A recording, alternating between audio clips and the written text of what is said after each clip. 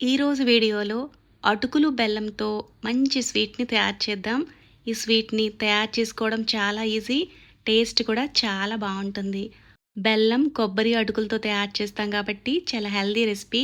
Sweet తయారు చేసుకోవడానికి ఒక కప్పు నిండుగా బెల్లాన్ని తీసుకోవాలి.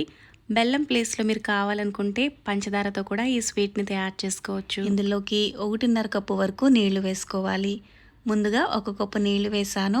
తర్వాత ఇలా ఇంకో అరకప్పు వరకు నీళ్లు వేసుకోవాలి.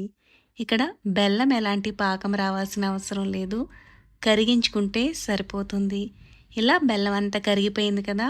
ఇప్పుడు స్టవ్ ఆఫ్ చేసేసుకుని ఈ బెల్లం సిరప్ని కాసేపు పక్కకు పెట్టుకోవాలి. కడాయిలోకి 2 టేబుల్ స్పూన్ల వరకు నెయ్యి వేసుకుని కరిగించుకోవాలి. ఇందులో మీకు నచ్చిన డ్రై ఫ్రూట్స్ని సన్నటి సెగ మీద క్రిస్పీగా అయ్యే వరకు వేయించుకోవాలి. ఛానల్లో సింపుల్గా టేస్టీగా చేసుకుని స్వీట్స్ ఇంకా స్నాక్ రెసిపీస్ని పోస్ట్ చేశాను. ఇంట్రెస్ట్ ఉన్నవాళ్ళు ఛానల్ని విజిట్ చేసి మిగతా రెసిపీలను కూడా చూసి మీకు నచ్చితే ఛానల్ని సబ్స్క్రైబ్ చేసుకుని సపోర్ట్ చేయగలరు. ఇలా డ్రై ఫ్రూట్స్ అన్నీ బాగా వేగిన తర్వాత పక్కకు తీసుకుని కడాయిలో నెయ్యి ఉంది కదా, ఈ నెయ్యిలో ఏ కప్పుతో అయితే బెల్లాన్ని కొలిచి తీసుకున్నామో అదే కప్పుతో కప్పు నిండుగా అటుకులను తీసుకుని ఈ అటుకులను కూడా సన్నటి సెగ మీద క్రిస్పీగా అయ్యే వరకు వేయించుకోవాలి. ఇలా అటుకులను వేయించుకుని స్వీట్ చేసుకోవడం వల్ల స్వీట్ చాలా చాలా రుచిగా ఉంటుంది. వీడియోలో చూపిస్తున్నట్లుగా అటుకులు ఇలా క్రిస్పీగా వేగాయి కదా.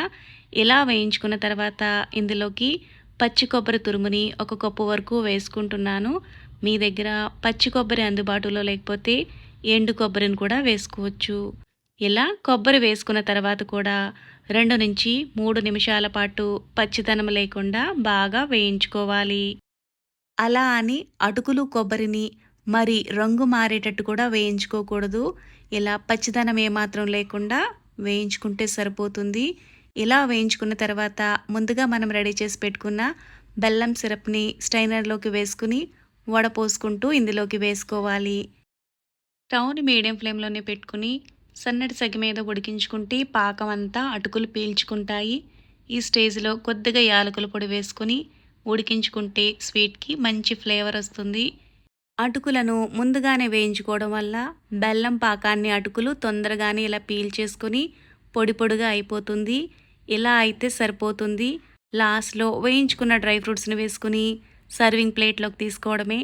ఇలా అటుకులు, బెల్లం, కొబ్బరి కాంబినేషన్లో తయారు చేసుకున్న ఈ స్వీట్ చాలా చాలా రుచిగా ఉంటుంది. 5 నిమిషాల్లో తయారు చేసుకోవచ్చు. చాలా బాగుంటుంది. పిల్లలు ఎప్పుడైనా తీపి తినాలనిపిస్తే చాలు చిటికలో ఇలా స్వీట్ చేసుకోవచ్చు. మీరు కూడా ఈ స్వీట్ని ఒకసారి ట్రై చేసి మీకు ఎలా అనిపించిందో కామెంట్ చేయండి. ఇక్కడి వరకు వీడియో చూసిన వాళ్ళకి వీడియో నచ్చితే లైక్ చేయండి. కొత్త వీడియోల కోసం ఛానల్ని సబ్స్క్రైబ్ చేసుకోండి.